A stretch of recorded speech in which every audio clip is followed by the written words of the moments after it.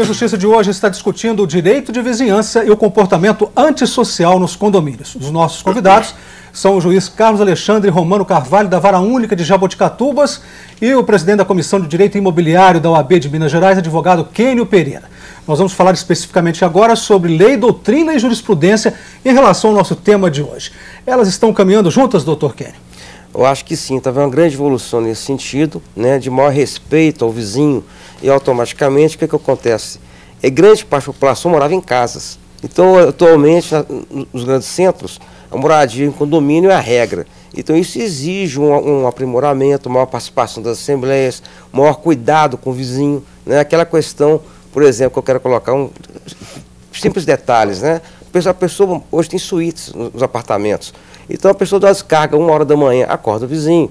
A pessoa chega em casa à noite, né, tira o sapato para não perturbar o vizinho. Então isso são questões de evolução dessa cultura, né? Está havendo uma maior percepção em relação a isso.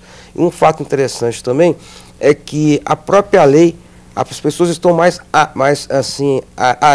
compreendendo a aplicação da lei, estão buscando o seu direito. Então se há realmente uma evolução em função desse maior conhecimento da aplicação da lei, em função de harmonia dentro do condomínio. E a opinião do senhor, doutor Carlos? O senhor, como juiz, o senhor sente que tem todas as armas necessárias legais da doutrina e da jurisprudência para atuar no caso do direito de vizinhança e do condômino antissocial? Eu acredito que sim, desde que os condôminos tragam para o juiz todos os elementos necessários, como bem disse o Dr. Kênio, para a caracterização dessa conduta antissocial, a lei fornece ao juiz os instrumentos para coibir essa conduta, que pode começar com uma multa e pode chegar até mesmo à apreensão de bens, remoção de animais e, em casos extremados, a expulsão do condômino. É lógico que essa última penalidade da expulsão do condômino, isso gera uma divergência na doutrina e na jurisprudência. Isso realmente não é uma questão uniforme nos tribunais, mas eu tenho observado que a boa doutrina e a jurisprudência têm caminhado nesse sentido exatamente por causa daquele pressuposto que nós já dissemos aqui.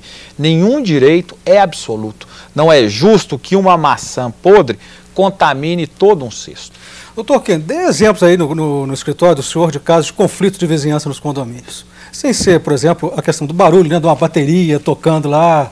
O que teria mais interessante a destacar? É muito comum questões de conflitos em garagem. A pessoa usar a vaga da garagem do outro, colocar o carro de maneira a danificar o veículo do seu vizinho, né, a questão do uso da área de lazer de forma abusiva, a questão também, vamos colocar assim, os animais em condomínio, realmente a pessoa usar o animal até para ameaçar o vizinho. Criança é motivo de conflito nos condomínios? Pouco, muito pouco, né? Porque geralmente os pais têm que dar o exemplo de educar a criança. Então ele pode criar um ser antissocial, né? Mas então, o senhor citou um exemplo aí de uma moradora que arranha os carros, e ninguém toma atitude? Não, e automaticamente já contrataram um advogado para alterar a convenção, possibilitar a aplicação de multa pelo síndico. Então tem que haver realmente uma postura técnica para coibir esse elemento antissocial do condomínio. E essa união é fundamental. Agora um fato interessante, isso é tão grave, né, doutor Carlos, colocar aqui, é a questão que existe vários homicídios, né? Acontece homicídio em condomínio. Sim. Por que isso ocorre? Pela falta de preocupação em coibir aquele ato irregular desde o início.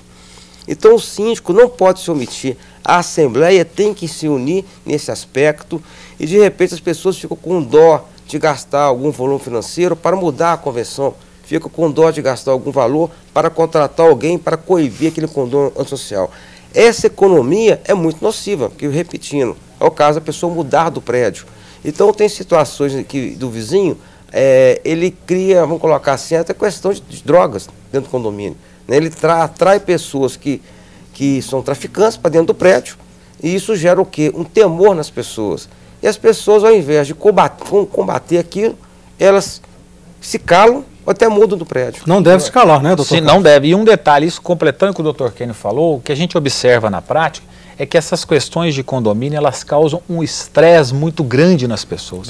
Então, quando elas chegam na justiça, durante a audiência, muitas vezes, torna-se quase impossível o magistrado tentar a conciliação, tamanha é a irritabilidade e a raiva que as pessoas já estão. Então, eu creio, igual o doutor Kenny falou, que os condomínios devem procurar se unir e cultivar o diálogo também, acima de tudo, para tentar minimizar e resolver essas situações, mas não deixar que elas cheguem a uma situação extrema, que só realmente medidas muito drásticas e muito enérgicas vão solucioná-las, e acaba se gerando uma situação de desgaste e desconforto tão grande que quase não há mais reparo. Doutor Kenny, considerações finais do senhor? Eu acho realmente esse programa bem interessante, porque orienta a população em relação à solução de problemas. Então, o que eu entendo que é fundamental haver uma compreensão da convenção. Se a convenção não for atualizar a convenção de maneira a possibilitar instrumentos para que o síndico venha conduzir e coibir essa conduta social. E no caso de agir, né, agir com técnica, de maneira a possibilitar que o Poder Judiciário venha realmente a coibir o problema. Considerações finais do senhor, doutor Carlos? Eu ratifico todas as considerações que o doutor Kenny falou, principalmente no sentido de que os condomínios devem ter um bom acompanhamento jurídico, não deve-se ter amadorismo na administração dos condomínios. Os condomínios são quase como pequenas empresas e eles têm que ser bem geridos, bem administrados. E um outro detalhe que eu acho que nos chama a atenção, se nós, o Brasil, queremos realmente ser a nação do futuro, é preciso que o nosso povo seja educado. Esse problema dos condomínios, ele reflete um problema social do Brasil, que é a falta de espírito de coletividade.